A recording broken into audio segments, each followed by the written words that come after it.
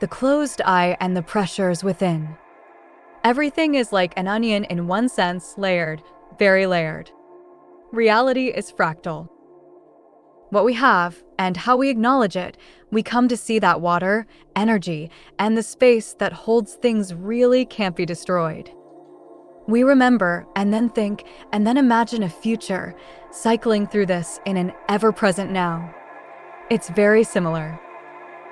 All the things that are in reality, that is, a thing in whatever way that it is, it's infinitely in upon itself, being nowhere but everywhere, seemingly disconnected from all other things and the space in between, and even further than that, to a point that can't even be put into words. As soon as you're within the atmosphere and being observed and thought of as a thing of any kind, whether it's seen or not, like the stones beneath your feet under the ground, you can't see them, you don't even know if they're there, but you assume, because every time you've seen digging. Basically, what this comes down to is that we're inside of a closed system. Symbolically, it's like being within an eye, like being in a stomach, or like being inside your head. You have to play along with your imagination a little bit to get the idea.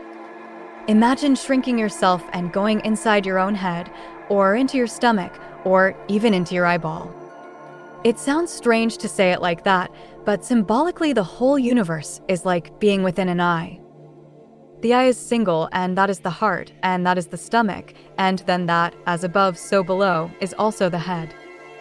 There is a correspondence between the head mind and the stomach mind. Anything within this is under pressure. It's being imagined by something that can't be described. It can't even really be said, and yet it's said anyway, and once it's said directly, it stops being accurate. So it has to be approached indirectly. You have to play along with it. This reality is being internally animated. Like in a dream, there are other people around you, but there is only one who is laying horizontal and one who is vertical within the dream. All the rest is a product of the one who is sleeping and dreaming.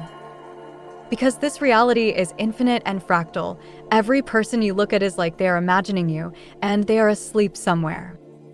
It's not exactly literal, but it has to be played along with to be understood. So every person in reality can be thought of as though they are imagining everything. And the way we speak and think about it makes it seem unreal, because it's difficult to define what real even is when there is no fixed standard for it. When we are inside of this domain, inside this abode, we are within the heart of God, within the eye that is single, and within the belly of the beast. And this is all taking place within the head. This is where the senses allow reality to be endured. Taste, touch, smell, hearing, sight, the five senses, and more beyond that. Everything is symbolic, so the number and the order of things matter.